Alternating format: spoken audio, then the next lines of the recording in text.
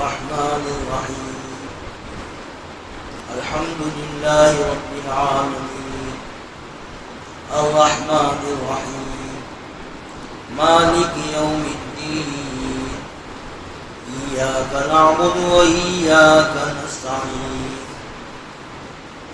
اهدنا الصراط المستقيم صراط الذين أنعمت عليهم غير المغضوب عليهم ولا الضالين آمين. آمنت بالله صدق الله العظيم وصدق رسوله النبي الحبيب الكريم ونحن على ذلك من الشاهدين والشاكرين والحمد لله رب العالمين. سورة الفاتحة ہے قرآن مجید، اسی سے شروع ہوتا ہے، نماز اسی سے شروع ہوتی ہے، اور اس کی ایک خصوصیت یہ ہے کہ قرآن مجید کی سب سے پہلی مکمل سورت یہ نازل ہوئی الحمدللہ رب العالمین. سورۃ الفاتحہ اور بہت سارے نام ہیں اس کے، اور اللہ کے نبی صلی اللہ علیہ وسلم نے قسم کھا کر فرمایا کہ اس ذات کی قسم جس کے قبضے میں میری جان ہے. سورۃ الفاتحہ جیسی سورت نہ توریت میں نازل ہوئی، نہ انجیل میں نازل ہوئی، نہ زبور میں نازل ہوئی، نہ خود قرآن کریم میں اس جیسی کوئی دوسری صورت ہے.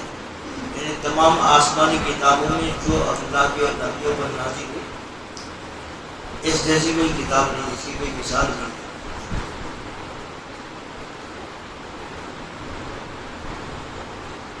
اور اس کی ایک خصوصیت یہ کہ یہ سورت جو ہے پورے قرآن کا خلاصہ اور نچوڑ ہے، اس لیے اس کا نام ام القرآن ہے، ام الکتاب ہے. پورے قرآن کے اندر جو مضامین پھیلے ہوئے ہیں اس کا خلاصہ، اس کا عطر، اس کا نچوڑ اس میں بیان کر دیا ہے. قرآن کریم کے مضامین جو ہیں وہ اس میں ایمان کا بیان ہے، اعمال کا بیان ہے، اور ایمان و اعمال دونوں کی بنیادی باتیں اس صورت کے اندر اللہ تعالیٰ نے بیان فرما دی ہے. اور بعض احادیث میں کہ سورۃ الفاتحہ اس کے پڑھنے کا ثواب 2/3 قرآن کے برابر ہے. سورۃ الاخلاص پڑھنے کا ثواب 1/3 قرآن کے برابر ہے.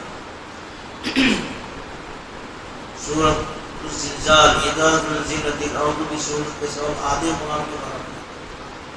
سورۃ العادیات کے ثواب آدھے قرآن کے برابر ہے. سورۃ الکافرون کا ثواب 1/4 قرآن کے برابر ہے. آیت الکرسی اللہ لا الہ الا هو الحی القیوم، اس آیت کے پڑھنے کے ثواب 14 قرآن کے برابر ہے. تو یہ سورۃ الفاتحہ ہے، 3 مرتبہ کوئی شخص اس کو پڑھے گا اس کو 2 قرآن پڑھنے کے برابر ثواب ملے گا، 60 پاؤں کے برابر. 1 مرتبہ قل اللہ کی سورت چھوٹی سی ہے، پڑھنے پر اس کو 10 پاؤں کے برابر ثواب ملے گا. اللہ کے کلام کی اتنی برکتیں ہیں کہ ہم سوچ نہیں سکتے، اور اللہ کے نبی نے اسی لیے بیان فرمایا ان کو تاکہ ہمارے اندر شوق پیدا ہو، زیادہ سے زیادہ اس کی تلاوت کی کوشش کریں. اللہ تعالیٰ ہم کو توفیق عطا فرمائے. جیسے قرآن مجید کی دوسری صورتیں بسم اللہ سے شروع ہوتی ہیں، ایسے یہ صورت میں بسم اللہ الرحمن الرحیم سے شروع ہوتی ہے. تو یہ آیت جو ہے وہ قرآن مجید کی تمام صورتوں کے شروع میں ایک سورت 10ویں پارے میں سورۃ البراءۃ اس کے شروع میں نہیں، باقی 113 صورتیں ان کے شروع میں بسم اللہ الرحمن الرحیم ہے. اس سے اس کی فضیلت کا پتہ چلتا ہے کہ اتنی فضیلت والی آیت ہے کہ اللہ تعالیٰ نے 100 مرتبہ سے زیادہ قرآن کریم میں اس کا تذکرہ کیا. یعنی غور کیجیے کہ چھوٹی سی صورت ہے، اس میں 3 جملے ہیں، اِنَّا أَعْطَيْنَاكَ الْكَوْثَرَ وَصَلِّ لِرَبِّكَ وَانْحَرْ إِنَّ شَانِئَكَ هُوَ الْأَبْتَرُ. تو 3 جملے اللہ کے نبی نے فرمائے، پھر بسم اللہ. اب دوسری صورت جو آپ شروع کریں گے بسم اللہ، تو بار بار ہر صورت سے پہلے اللہ نے بسم اللہ الرحمن الرحیم. تو بزرگوں نے لکھا ہے کہ اللہ تعالیٰ نے انبیاء علیہ السلام کی جو مدد کی ہے ظالموں کے مقابلے میں، بڑے بڑے بادشاہوں کے مقابلے میں، بڑی بڑی کافر سرکش قوموں کے مقابلے میں، تو ان کو بسم اللہ الرحمن الرحیم پڑھنے کا حکم ہے۔ حضرت نوح علیہ السلام نے 950 سال تک قوم کو سمجھایا، دعوت دی، ایمان کی طرف ہدایت نہیں کی۔ ایسے ضدی اور ہردرم تھے کہ 950 سال کے اندر 80 سے کچھ زائد آدمی مسلمان ہوئے، یعنی 10 سال میں ایک آدمی، اور اتنا مارتے تھے ان کو کہ پتھر مار مار کے آپ بے ہوش ہو جاتے تھے۔ حضرت جبریل علیہ السلام کو پتھر ہٹاتے تھے، تو یہ 950 سال تک دعوت دیتے رہے۔ اب اللہ تعالیٰ کی مدت ڈھیل دینے کی پوری ہو گئی تو اللہ تعالیٰ کو میں کشتی بناؤں اور ایمان والوں کو کشتی میں بچھا لوں، اور ہر جانور کا ایک جوڑا، شیر ہے، چیتا ہے، بکری ہے، گائے ہے، بھینس ہے، اسی کی کشتی والے بچنے والے تھے، واپس سب غرق ہونے والے تھے۔ تو اللہ تعالیٰ نے آپ کو حکم فرمایا قال اركبوا فيها بسم اللہ مجریہا و مرساہا۔ حضرت نوح علیہ السلام نے کہا کہ سوار ہو جاؤ، اس کشتی کا چلنا اور اس کا ٹھہرنا اللہ کے نام سے ہے۔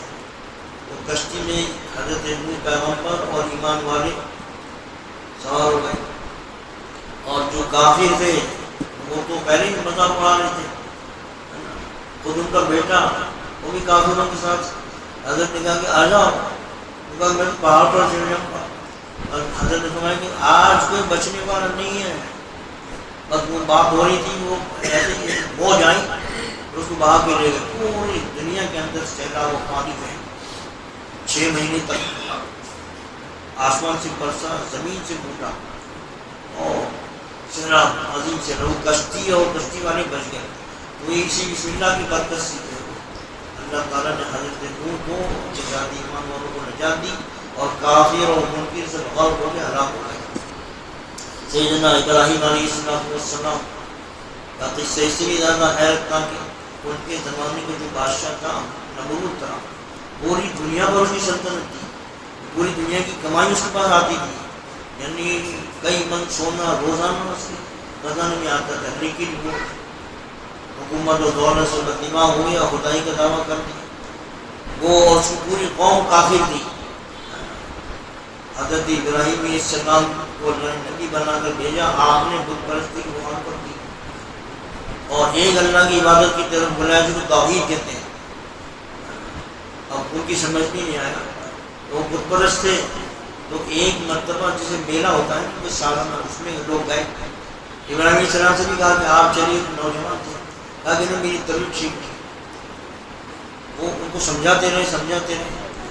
اب حضرت نے سوچا کہ زبان سمجھانے سے تو مانتی نہیں ہے، نصیحت سے اب پریکٹیکل کر کے دکھائیں گے۔ وہ آج ہی سے کچھ نہیں کر سکتے۔ وہ لوگ تو ادھر چلے گئے میلہ منانے کے لیے، اور ادھر یہ بت خانے میں داخل ہوئے، سارے بت جو کے رکھے تھے الگ الگ، تو ان کو کلہاڑے سے سب کو پاش کر دیا، اور جو بڑا بت تھا اس کے کندھے پر کلہاڑا رکھ دیا، اور نکل گئے۔ شام کو جب لوگ آئے تو شام کی الگ ہوتی نہیں بات سے، ہمارے صبح کی نماز الگ ہے شام کی، تو وہ شام کی آرتی کے لیے گئے، تو ایک تو سب بول کی کس نے کیا؟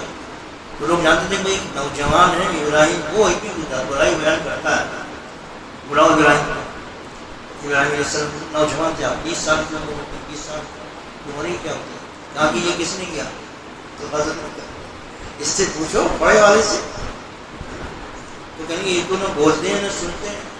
تو کہا کہ دکھ ہے، افسوس ہے تمہاری حالت پر کہ نہ سنتے ہیں نہ بولتے ہیں، ان کی پوجا کرتے ہیں۔ بہت دلیل کیا، لاجواب کر دیا۔ اب اہل باطل کے پاس ایک ہی ہے کہ جب لاجواب ہوتے ہیں کوئی دلیل کریں گے تو پھر وہ کہتے ہیں کہ اس کو مارو، ختم کرو۔ تو یہ سوچا کہ ایک بہت بڑی آگ جلائی جائے، اس میں زندہ ڈال دیا جائے۔ تو بہت دیر عرصے تک لکڑیاں جمع کی، اس کے لیے نظریں مارتے تھے، جس سے کوئی بیمار ہے میرا بیمار صحیح ہو جائے گا تو 10 منٹ لکڑی اتنی ڈالوں گا۔ ایسے اتنی ساری لکڑیاں جمع ہو گئی، اس میں آگ لگائی، اور شعلے آسمان تک کوئی پرندہ نہیں جا سکتا۔ اور حضرت ابراہیم اکیلے تھے، پوری حکومت کے خلاف، قوم کے خلاف، اکیلے ایک اللہ کی عبادت کی دعوت میں، اور کپڑے اتار لیے ہاتھ پیر باندھ دیے حضرت نے. اب وہ ڈالے کون؟ اس کے قریب کوئی نہیں جا سکتا. شیطان آ گیا. اس نے کہا کہ ایسا کرو کہ پاس میں ٹیلا ہے جس کو جھولا بناؤ اور جھولے میں ان کو ڈال کے جھولا کے چھوڑ.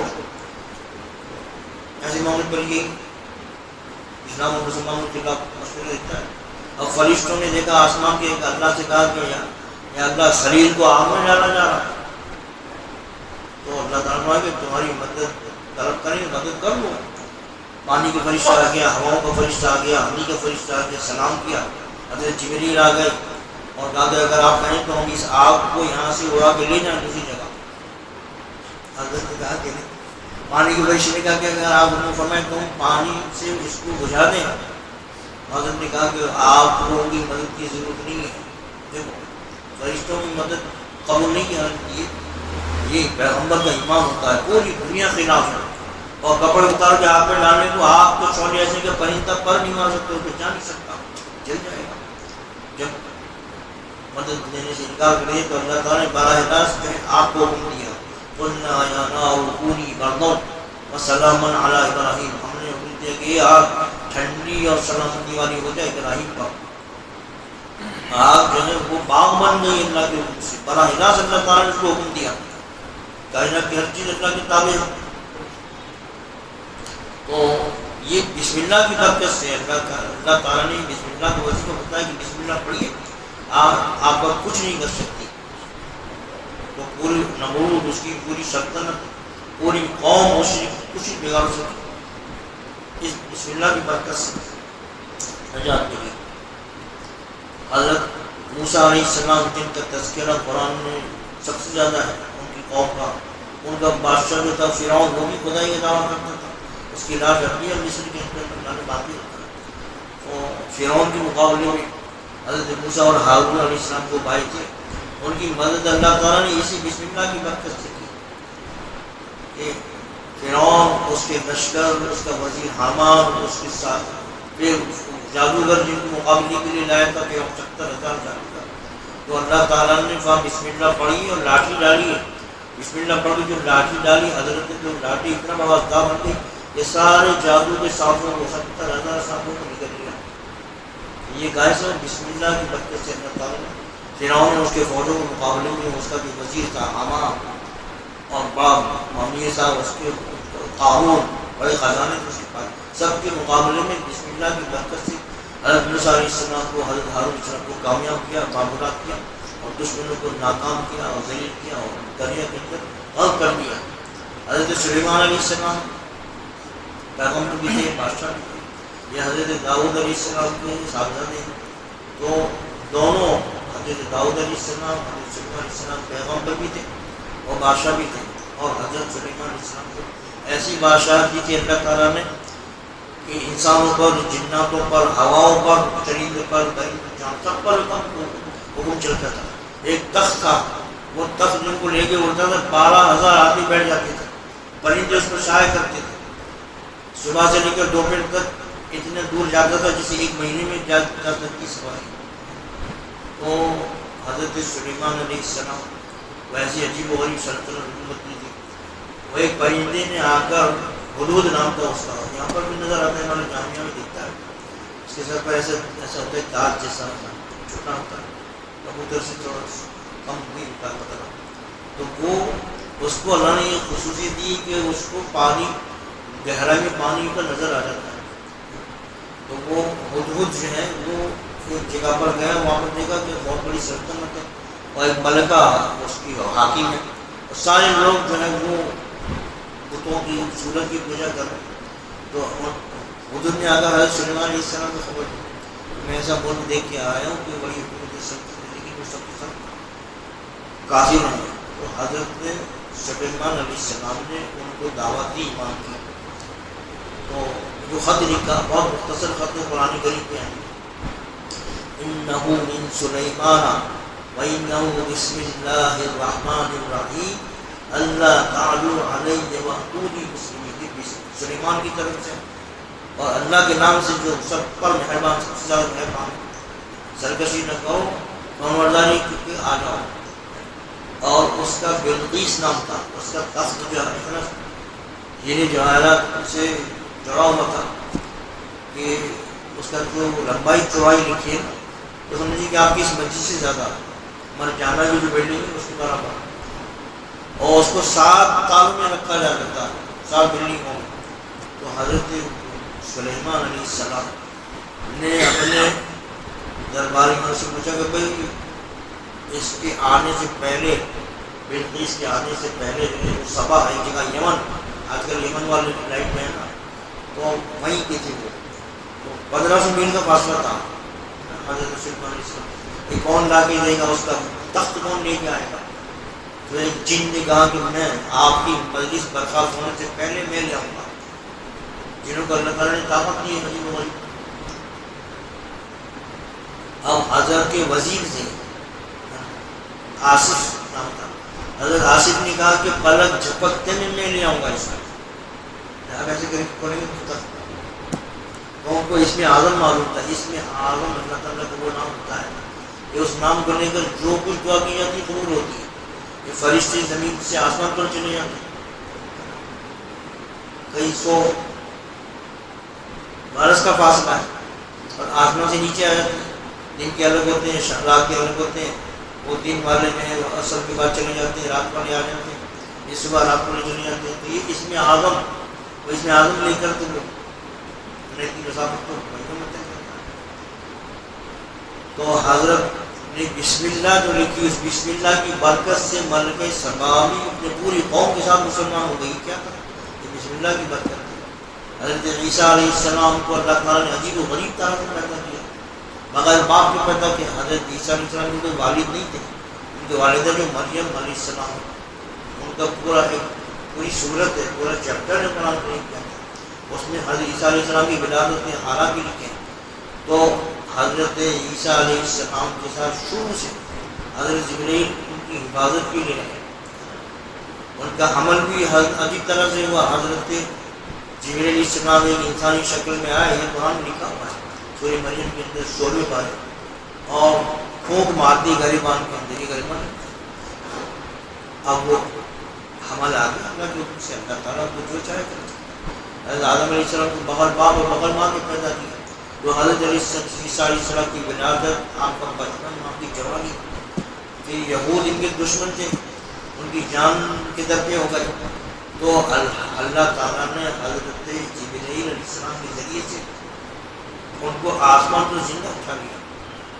ان کی وفات نہیں ہوئی، ابھی آسمان پر زندہ ہے، اور قیامت کے قریب جب دجال آ کے پوری دنیا کے اندر فساد برپا کرے گا، تو حضرت عیسیٰ علیہ السلام اتریں گے آسمان سے اور دجال کو قتل کریں گے۔ تو یہ سارے موقع جو ہیں اس میں ان کو بسم اللہ پڑھنے کا حکم ہے۔ تو بسم اللہ اتنی برکت کی چیز ہے۔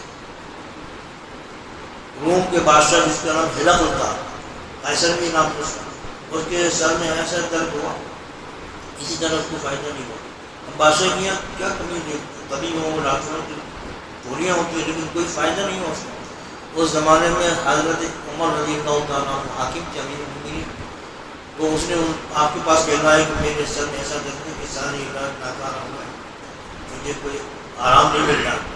تو حضرت نے ٹوپی بھیجی، قاصد کیا کہ بادشاہ سے کہنا ٹوپی پہن لے، جب ٹوپی پہن راحت ہو گئی، ٹوپی اتارے درست شروع ہوا۔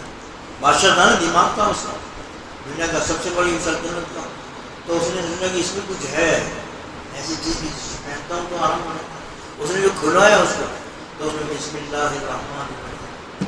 تو جب کافر کو جو اس کو یقین نہیں ہے فائدہ ہو سکتا ہے، تو ہم تو یقین رکھتے ہیں اللہ کے کلام پر، اللہ کے نام پر، تو ہم اس کو، تو بسم اللہ کی اہمیت یہ ہے کہ قرآن کریم میں بھی تعلیم کہ اپنے کاموں کو بسم اللہ سے شروع کیا جائے۔ حدیث میں بھی تاکید ہے، بلکہ حدیث میں اللہ کے نبی نے فرمایا کہ جو کام بھی اہم بسم اللہ سے شروع نہ کیا جائے، اللہ کے نام سے تو وہ ناقص ہوتا ہے، ادھورا ہوتا ہے، بے برکت ہوتا ہے۔ اس لیے حدیث میں ہے کہ دروازہ بند کرو تو بسم اللہ، لائٹ بند کرو تو بسم اللہ، برتن اٹھا دو تو بسم اللہ، کھانے سے پہلے بسم اللہ، پینے سے پہلے بسم اللہ، تو ہر موقع پر بسم اللہ پڑھنے کا جو حکم دیا ہے۔ خالی بسم اللہ یا بسم اللہ الرحمن الرحیم؟ بسم اللہ الرحمن الرحیم وہی ہے بسم اللہ، بسم اللہ الرحمن الرحیم۔ یہ جو تعلیم دی کہ ہر کام سے پہلے بسم اللہ، تو اس میں جو ہے اللہ تعالیٰ نے ہم بندوں پر احسان کیا ہے کہ بسم اللہ کا حکم دے کر ہمارے جتنے بھی دنیاوی کام ہیں اس کو اللہ تعالیٰ نے عبادت بنا دیا۔ بھائی کھانا کافر بھی کھاتا ہے، مومن بھی کھاتا ہے، لیکن مومن کھانے سے پہلے بسم اللہ پڑھ کر اللہ سے جو اس نے عہد کیا کہ آپ میرے رب ہیں، تو اس عہد کو تازہ کرتا ہے کہ یہ جو لقمہ ہے اس کو بیج گویا پودا ہوگا، پھر اس میں دانے نکلے، پھر اس کو کوٹا چاٹا آٹا بنانا، پھر تو اس میں کتنے لوگوں کی محنت لگی ہے نا، آسمان، ستارے، بارش، ہوائیں، پھر لوگ، تو ان سارے لوگوں کی محنت کے بعد یہ لقمہ تیار ہو تو میرے پاس آیا۔ یہ پانی کا گھونٹ، شربت کا گھونٹ میں پی رہا ہوں، میرے بس میں نہیں تھا اتنے لوگوں کی خدمت لینا۔ تو بسم اللہ پڑھ کر یہ اس بات کا اقرار کرتا ہے کہ میرا وجود اور جو کچھ بھی جو مجھے میسر ہے وہ اللہ کی مرضی اور اس کی مدد کے بغیر نہیں ہو سکتا۔ کافر بھی کھاتا پیتا ہے، مومن بھی کھاتا پیتا ہے۔ مومن سوال ہوتے وقت بسم اللہ پڑھتا ہے، تو سوال ہوتے وقت بسم اللہ پڑھ کر اس بات کا اقرار کرتا ہے کہ یہ سواری اور اس کو نے میرے قابو میں کر دیا، جیسے گھوڑا ہے اونٹ ہے، انسان کئی گنا طاقتور ہوتا ہے، یہ سواریاں ہیں جو بے جان ہیں، کہیں کا لوہا، کہیں کی لکڑی، کہیں کے مٹیریل، کہیں کے کاریگر، سب نے مل کر اس کو تیار کیا، کہیں کے ڈرائیور چلانے والے، تھوڑے سے پیسے میں ہم اس کو فائدہ اٹھا سکتے ہیں۔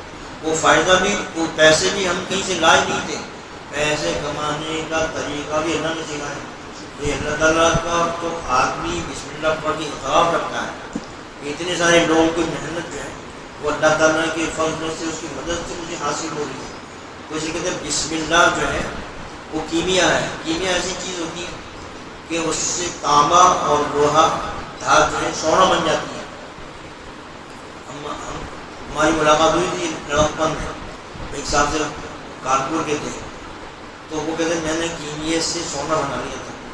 پہلے کے لوگ کیمیا کے پیچھے پاگلوں کی طرف پھرتے تھے، سادھو ہے، سنیاسی ہے، فقیر ہے نا، وہ کون سی جڑی بوٹی کیا کیا جائے، کون سا ملایا جائے، کس کو تپایا جائے، کیا تو بہت بڑی کوئی کسی کو پتہ چل گیا تو وہ تو بیٹھا بیٹھا سونا بناتا رہے گا۔ تو کہا کہ میں نے سونا بنا لیا تھا انڈے کے برابر، ان کا نام تھا حساب، نہیں کھاتے والے، لیکن میں نے جب بھی کوشش کی تو کوئی نقصان ہو گیا، لڑکا چھت سے گر گیا، ہاتھ کٹ گیا، نماز آدھی سے تہجد میرا سمجھ گیا کہ اللہ کو پسند نہیں ہے، تو پھر میں نے چھوڑ دیا اس کو۔ تو یہ کیمیا ہے، اس سے دنیاوی کام، کھانا پینا، سوال ہونا، آنا جانا، یہ سب کے سب ذکر ہو جاتے ہیں، اللہ کی عبادت بن جاتے ہیں۔ بسم اللہ پڑھ کر کھائے گا تو یہ کھانا اس کا عبادت بن جائے گا، اللہ کا نام لے کر بیت الخلا میں جائے گا تو یہ بیت الخلا میں جانا بھی نیکی شمار ہوگا، جیسے ذکر میں نیکی شمار ہوتی ہے۔ تو یہ اللہ تعالیٰ نے بہت بڑا ہم کو نسخہ دیا ہے، ہر کام نیکی اور عبادت شمار ہو جاتا ہے۔ اللہ تعالیٰ اس کی برکتوں سے مالا مال فرمائے۔ اب انشاءاللہ سورہ فاتحہ کی پہلی آیت الحمدللہ رب العالمین آئندہ بیان کریں۔ دعا فرمائے اللہم صلی علی سیدنا محمد عبدک و رسولک وعلی المؤمنین والمؤمنات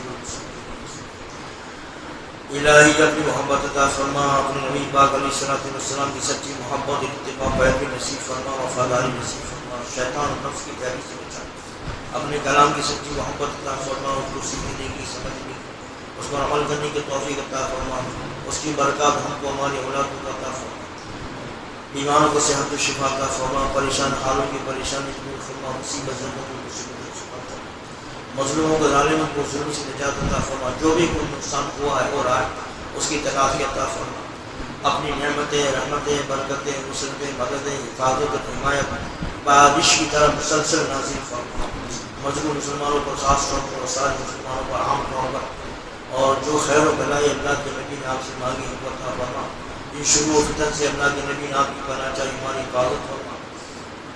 ربنا تقبل منا انك انت السميع العليم وتب علينا يا مولانا انك انت التواب الرحيم، وصلى الله تعالى على خير خلقه سيدنا محمد وعلى اله واصحابه اجمعين، سبحان ربك رب العزة عما يصفون وسلام على المرسلين